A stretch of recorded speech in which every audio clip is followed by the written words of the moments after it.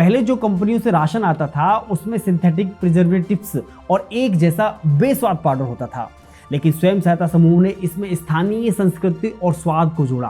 प्रतापगढ़ की यूनिट्स में आंवले का इस्तेमाल हुआ, वहीं बुंदेलखंड में बाजरा और ज्वार शामिल हुआ, तो कहीं शुद्ध गुड़ और स्थानीय अनाजों में इस पुष्टाहार को तैयार किया गया। इससे दो बड़े फायदे हुए। पहला, जो बच्चों को जो स्वाद मिला वो उससे पहले से परिचित थे, जिससे वो कुपोषण की दर में तेजी से गिरावट आई। और दूसरा, स्थानीय किसानों को अपनी फसल बेचने के लिए कहीं दूर जाना नहीं पड़ा, उन्हें अपने ही ब्लॉक में एक परमानेंट खरीदार मिल गया। लेकिन आपके मन में एक सवाल जरूर आ रहा होगा, कंपनियां तो वो बड़ी थी, उनके पास क्वालिटी चेक करने की लैब्स थी, क्या गांव की महिलाएं क्वालिटी मेंटेन कर पा रही हैं? कहीं उनके पास में कहीं धांधली तो नहीं हो रही? इसका जवाब है योगी सरकार का कड़ा पहरा। इस पूरे मॉडल को पारदर्शिता लाने के लिए बिचौलियों का पत्ता पूरी तरह से काट दिया गया। कोई ठेकेदार नहीं, कोई एजेंट नहीं, फंड सीधा स्वयं सहायता समूह के बैंक अकाउंट में ट्रांसफर होता है। रही बात क्वालिटी की, तो देश की सबसे प्रतिष्ठित संस्था नेफेड को इसकी जिम्मेदारी दी गई है। हर एक बैच की सख्त लैब टेस्टिंग होती है। FSSAI के कड़े मानकों पर खरा उतरने के बाद ही उस पैकेट पर मोहर लगती है। जो पुरानी कंपनियां नियमों में कोताही बरत रही हैं, उन्हें ब्लैकलिस्ट कर दिया गया। यानी स्वाद गांव का, लेकिन स्टैंडर्ड नेशनल। खुद प्रधानमंत्री नरेंद्र मोदी ने इस महिला केंद्रित मॉडल की तारीफ की और इस देश के लिए इसे एक मिसाल भी बताया। मगर जैसा कि इतिहास गवाह है, जब भी आप किसी वर्षों पुराने जमे जमाए सिंडिकेट पर चोट करते हैं या जब आप किसी हजारों करोड़ की मलाई बंद करते हैं, तो वो खामोश नहीं बैठता, साम्राज्य पलटवार करता है। पिछले कुछ महीने से इस बेहतरीन मॉडल को डिरेल करने की एक सोची समझी साजिश बैकग्राउंड में चल रही है।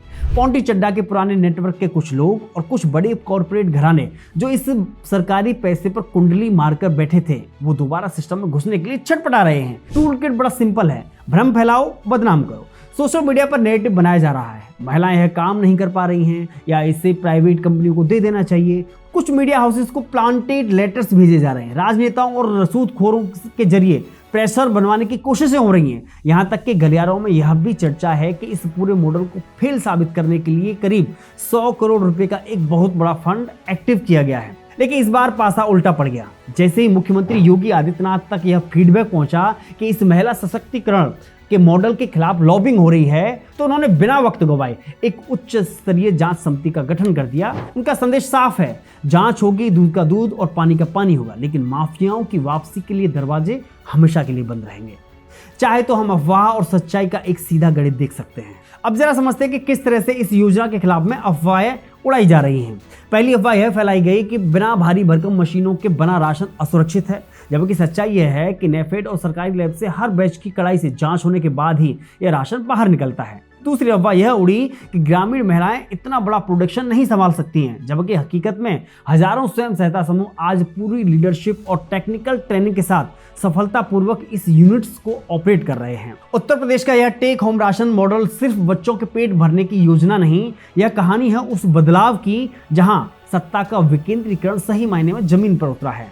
यह कहानी उस लाखों बहनों की है जिन्होंने साबित कर दिया है कि अगर उन्हें सही अवसर और ट्रेनिंग मिले तो वो किसी भी बड़े कॉर्पोरेट से बेहतर मैनेजमेंट संभाल सकती हैं।